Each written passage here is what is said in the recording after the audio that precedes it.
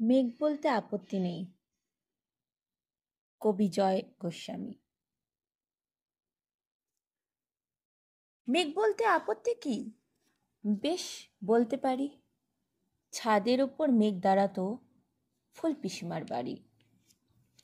গ্রীষ্ম ছুটি চলছে তখন। তখন মানে কবে? আমার যদি 14, মেঘের 16-17 হবে। ছাদ থেকে হাতছানি দিত, ক্যারাম খেলবি? আয়। সারা দুপুর কাহাতো কার ক্যারাম খেলা যায়। সেই জন্যই জোর চুরি হয়। হ্যাঁ, জোর চুরি হতো। আমার যদি 14, মেঘের 15-16 মতো। ঘুরিয়ে দিতে জানতো খেলা, শক্ত ঘুঁটি পেলে।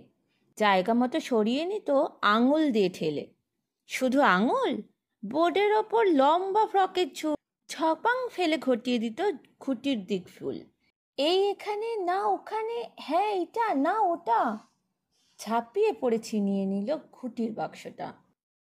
খুঁটিরও সেই প্রথম মরণ।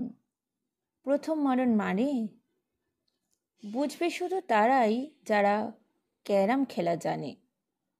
চলেও গেল কদিন পরে, মেঘ যেমন যায়। কাঠ ফাট্টা রোদ দাঁড়িয়ে পড়ল মেঘের জায়গায়। খেলা শেখাও, খেলা শেখাও, হাঁপির দেশ কাক। কলসিতে ঠোঁট ডুবিয়েছিল, জল তো ফুঁড়ে খাক। খা খাওয়া সেই কষে আবার পরের বছর জলে ভরলো কেমন তোমায়। থামো, ওসব কি কেউ বলে?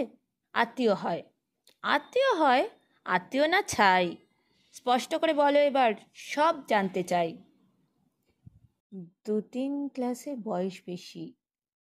গ্রীষ্ম ছুটি হলে ঘুরেও গেছে 2-3 বছর। এই জানে সকলে।